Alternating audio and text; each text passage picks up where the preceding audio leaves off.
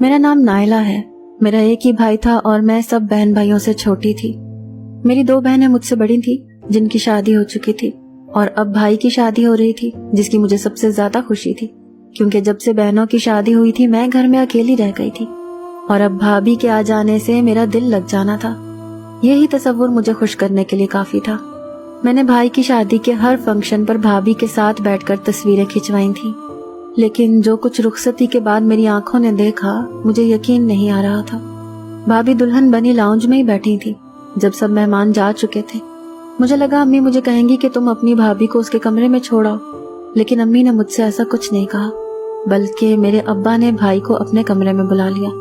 میرا بھائی جو اپنی خوبصورت سی دلہن دیکھ کر مسکرا رہا تھا، ابا کی پکار پر خاموشی سے ان کے کمرے میں چلا گیا.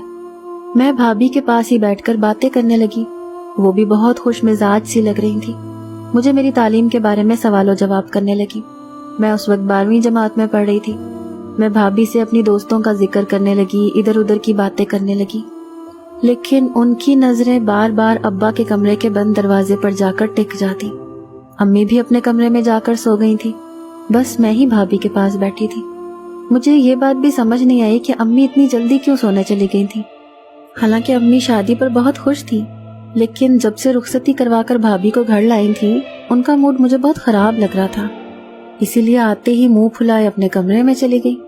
مجھے سمجھ نہیں آ رہا تھا کہ امی کو گھر آتے ہوا کیا ہے. بھابھی بھی کچھ چپ چپ سی تھی. میری شادی شدہ بہنیں بھی خراب موڈ کے ساتھ ہال سے ہی واپس لوٹ گئی تھی، گھر بھی نہیں آئی تھی کہ دلہن کا اچھا استقبال کیا جاتا. آدھے گھنٹے بعد سامنے کمرے کا دروازہ کھلا. بھائی بڑی سنجیدگی سے کمرے سے باہر آئے تھے اور مجھے بھابھی کے پاس بیٹھے دیکھ کر کہنے لگے، تم سونے نہیں گئی اپنے کمرے میں؟ جاؤ جا کر اپنے کمرے میں سو جاؤ.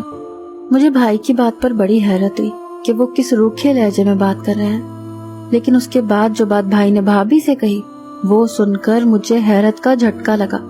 کہنے لگے، رابعہ تم ابا کے کمرے میں جاؤ، وہ تمہیں بلا رہے ہیں. میں جو اپنے کمرے کی جانب بڑھ رہی تھی میرے قدم وہیں رک گئے. میں نے برجستہ پلٹ کر دیکھا. بھابھی بھی بھائی کو حیرت سے دیکھ رہی تھی کہ وہ ان سے کیا کہہ رہے ہیں. شادی کی پہلی رات کو بھلا کون سی دلہن یوں سجی سنوری سسر کے کمرے میں جاتی ہے. ایک بات اور کہ میری والدہ اور والد الگ الگ کمروں میں سوتے تھے. اس سے پہلے کہ میں دیکھتی کہ بھابھی کیا جواب دیتی ہیں، بھائی نے مجھے اپنے کمرے میں بھیج دیا. میں نے اپنے کمرے میں آ کر دروازہ بند کر لیا، لیکن میں اتنی بھی چھوٹی نہ تھی کہ ان باتوں کو سمجھ نہ سکتی.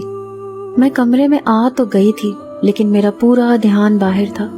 میں پہلے تو اپنے بیڈ پر بیٹھ گئی کہ آخر ابا نے بھابھی کو اپنے کمرے میں کیوں بلایا تھا. میں کچھ دیر تو اپنے کمرے میں ہی بے چین سی رہی، لیکن اس کے بعد میں نے اپنے کپڑے تبدیل کر کے اپنے کمرے کا دروازہ ذرا سا کھولا. جو کچھ مجھے سامنے نظر آیا وہ مجھے الجھن میں ڈال گیا تھا. بھائی باہر نہیں تھے اور بھابھی ابا کے کمرے سے نکلی تھیں اور بے تحاشا رو رہی تھیں. تقریباً 1 گھنٹے بعد میں نے اپنے کمرے سے جھانک کر دیکھا. روتے ہوئے وہ اپنے کمرے میں چلی گئی. نہ جانے کیوں لیکن میرا دل بجھ سا گیا تھا.